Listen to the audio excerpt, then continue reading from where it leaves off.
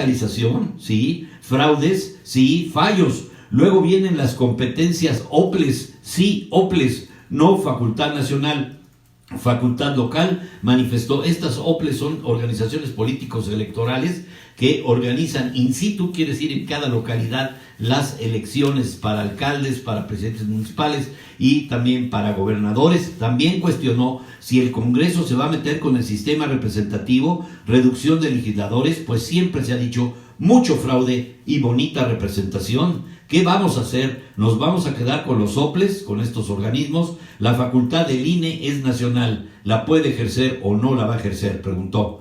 Lo que tenemos que pensar y repensar es todavía queda mucho y van a venir jornadas donde se requerirá una gran legitimidad de las instituciones por los peligros que el país tiene. Pues así es, pero por eso, José Luis Bravo, muchas gracias. Licenciado Carlos Rodríguez, gracias por verme, por acompañarme. Federico Sobrino, Héctor Zárate, Víctor Rosales Guadarrama, Mario Esteban Ángeles, gracias, saludos. Adolfo Enrique Leiva Franco, Ariel Vargas, Mauricio Lascano Ferrat, Isabel Sánchez, muchísimas gracias a todos por su compañía. Estoy hablando, para los que se están uniendo a mi transmisión, un comparativo de los legislativos del siglo XXI, en pleno siglo XXI. Tenemos estas notas apenas pues del día de hoy y del día de ayer, que son notas frescas desde el día martes 11 de junio. Acuérdense ustedes, estamos haciendo en comparación, ya estamos entrando al periodo del porfiriato del siglo XIX. Vamos a ver el comportamiento del legislativo bajo la sombra, la tutela de un dictador, que es Porfirio Díaz, de 1876 a 1911, nada más 35 años en el poder. Vamos a ver cómo y de qué manera se subordinaron los legisladores a los mandatos, a los mandamientos de el todopoderoso Porfirio Díaz, de fines del siglo XIX e inicios del XX. Pero aquí por lo pronto parece ser que el todopoderoso es Marcelo Ebrard, pero vamos a ver cómo le va en el Senado. Fue citado para que el viernes, para sortear los cuestionamientos de la oposición, el director general para América del Norte de Relaciones Exteriores, Mario Chacón, anunció la comparecencia ante el Senado del canciller. Acuérdense que en la época, hasta la época lerdista, fue restablecido el Senado, Teníamos solamente Cámara de Diputados hasta la época de Benito Juárez, cuando él muere en 1872, pero tomando 3 años después este proyecto de volver a darle contrapeso a los diputados, el presidente Lerdo de Tejada nuevamente pone en la palestra el debate sobre qué hay que hacer con el Senado de la República, y vuelve a tomar auge el Senado, y precisamente ese Senado, que hasta la fecha se mantiene, es el que cuestionará al canciller Marcelo Ebrard este viernes para aportar pormenores. Yo ya tengo los pormenores, tengo la carta, quizá el día de mañana se las pueda yo leer para que vean el acuerdo que Trump sacó también ayer y dijo, aquí lo tengo, pero es el mismo que tenía Ebrard, y no tiene más pelos, ni señales, ni peros de los que ya conocemos. Sin embargo, si gustan ustedes, lo voy a hacer mañana en un ejercicio también plural para que ustedes lo conozcan. El funcionario deslizó el dato sin aportar mayores detalles. En el arranque de la dictaminación del Tratado de México, Estados Unidos y Canadá en comisiones legislativas del Senado, legisladores del PAN y del PRI, ¿todavía existen? Pues sí, ¿verdad? Todavía habían cuestionado al funcionario de Relaciones Exteriores y a la subsecretaria de Comercio Exterior de Economía, Luz María de la Mora Sánchez, por no tener la suficiente jerarquía para hablar de la renovación del acuerdo comercial. Yo creo que sí, ya la tiene. Ebrard ha sido nombrado a un encargo muy importante para todo y cada uno de los actos que tenga que realizar para llevar a cabo el control de la migración de la zona sur hacia Estados Unidos. Entonces, hoy se vuelve el todopoderoso Ebrard, porque va a estar coordinando 5 secretarías de Estado para dicho fin. Hay intervención, pues bueno, de todo tipo, porque hay que restablecer el orden y rehabilitar pues toda esa franja del sur a la economía que se ha descuidado tanto, que hemos dejado de la mano de Dios a Chiapas, a Oaxaca, a Veracruz mismo. Hay que haber, o tiene que haber, más que otra cosa, tiene que haber control de inmigrantes. Gracias a Enrique, gracias a Sony, gracias a Ángel. Bajan lo caro a la democracia. Hemos hablado, yo les mandé hace un tiempo a mis queridos amigos un proyecto de Change.org en el que pedía yo que se sacrificaran las dietas de los diputados. Cuesta muy caro cada sesión que tenemos nosotros para organizar las elecciones. Y miren, coincide esta centralización de elecciones y achicar al INE.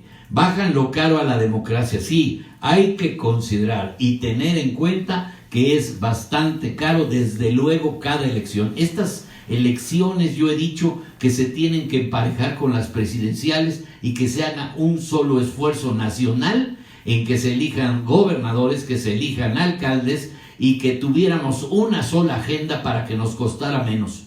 Porque fíjense, casi al año de que tuvimos la elección presidencial, ya tuvimos elecciones hace 2 domingos y desgraciadamente desafortunadas, tristemente y penosamente les digo que por ahí del 30 o 40% la gente salió a votar, y quiere decir que con 2 gubernaturas o 2 gobernadores que fueron de Morena, Baja California y Puebla, pues nos vimos muy cortos y muy pobres en asistencia a las urnas, y nos sale bastante caro. Digo nos sale porque pues es parte de los impuestos que nos cobran y van destinados a las elecciones. Propone Morena eliminar estas OPLES. Les decía yo en la nota anterior que las OPLES son organismos públicos locales electorales. Ante el alto costo del voto en el país, son 572 pesos por sufragio, por cada uno de nosotros. Imagínense, háganle cuentas, ¿no? Los millones que se tienen que sacar. Uno de los más caros del mundo. La bancada de Morena en la Cámara de Diputados ya lista una reforma para reducirlo. En varias iniciativas los morenistas buscan una modificación al sistema electoral y al financiamiento de su burocracia y de los partidos.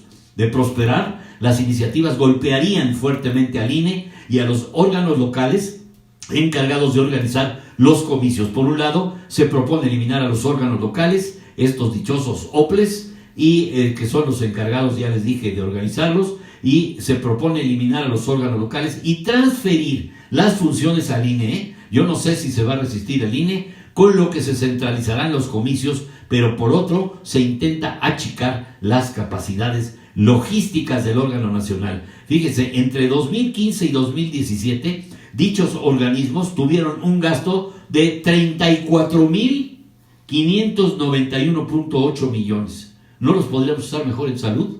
¿No los podríamos usar en vivienda? ¿No los podríamos usar en educación? Ahí lo tienen, lo cual es considerado por los promotores del cambio como un exceso, pues sus facultades han quedado muy limitadas y son susceptibles de ser atraídas fácilmente por el INE. Ahí lo tienen. También la simulación de nuestros diputados en la actualidad aprueban sin quórum las opiniones sobre el plan de desarrollo. No hay quórum. Se debió haber levantado la mesa directiva y decir, se acaba la sesión, señores.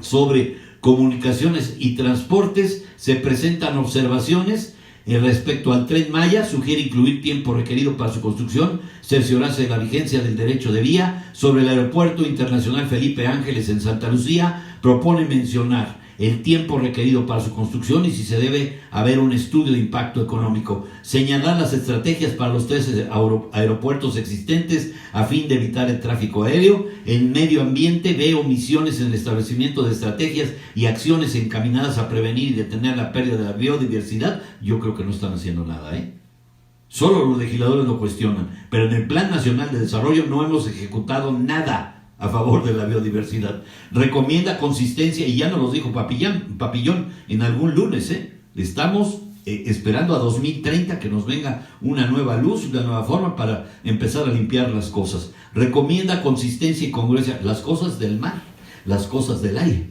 Recomienda consistencia y congruencia en el plan. En igualdad de género, advierte que no se incorpora la perspectiva transversal de género ni lenguaje incluyente y alerta sobre el retroceso en políticas sobre igualdad de género. ¿Qué distante tenemos estas acciones de política con los políticos de Morena? Distante de la Cámara de Diputados y Senadores que tenemos el día de hoy, con otra problemática. Dame el hecho y te daré el derecho. Por eso los hechos son diferentes, se consignan de manera distinta. Ha pasado más de un siglo y nosotros estamos todavía en ciernes en algunos proyectos legislativos. Como en el siglo XIX había muchas cosas que con el tiempo se tuvo que reformar o cambiar. Así también estamos viendo que desgraciadamente la carne humana es un tráfico que nos tiene en la desdicha, en la desgracia a nuestro país. Primero, por ser tránsito hacia Estados Unidos, y segundo, porque son gente que sufre, que no salió de sus lugares de origen porque así lo quisiera, sino porque así sus necesidades los obligarán. Y regresamos rápidamente a la Cámara de Senadores. En 1876, Porfirio Díaz llegó al poder, y aunque bajo la bandera del Plan de Tuxtepec defendía el principio de la no reelección, se mantuvo 35 años en el cargo, con el intervalo de Manuel González, transformando el país en una autocracia, aunque aparentemente continuaba establecida la Constitución del 57. Durante su larga gestión recurrió a la represión y negociación para terminar con sublevaciones locales que desde la independencia asolaban al país. La Carta Magna de 1857 estipulaba en su artículo 127 que ésta podía ser modificada o reformada previa aprobación de 2/3 partes del Congreso y la mayoría de las legislaturas estatales. Bajo esta norma, durante su mandato se emitieron 17 decretos, de los cuales 3 le permitieron a Díaz perpetuarse en el poder.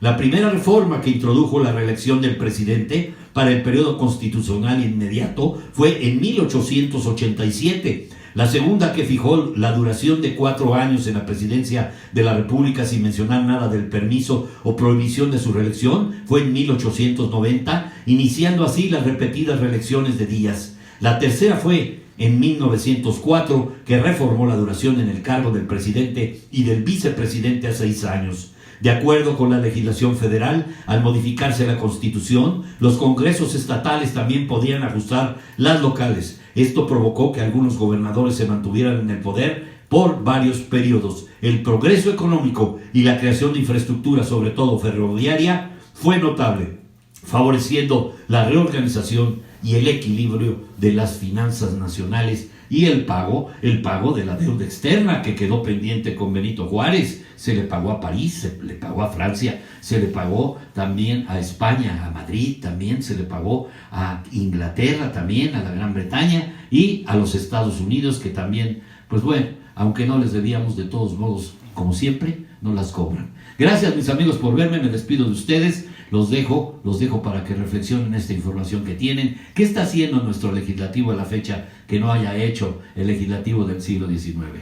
Gracias. En cuestión de leyes todavía se mantiene el espíritu de las mismas por arriba de la actual Constitución de 1917, que pues nos regula, nos organiza y dice que vamos increciendo en libertades. ¿Ustedes lo creen? Gracias, mis amigos. Nos vemos el día de mañana en Personas y Bienes, Bienes y Personas. Me despido de Enrique Candia Pardo, Misoni, Ángel Guzmán, Agripino García, Ignacio Guerrero Lachito. Gracias, Gustavo Gabriel Pérez Martínez. Nos vamos, mis amigos. Mañana nos vemos en la columna vertebral de nuestro programa, que es en Personas y Bienes o Bienes y Personas. ¿Qué es más importante? ¿El estar bien, el bienestar, o el vivir y tener salud? Gracias. Nos vemos mañana. Chao.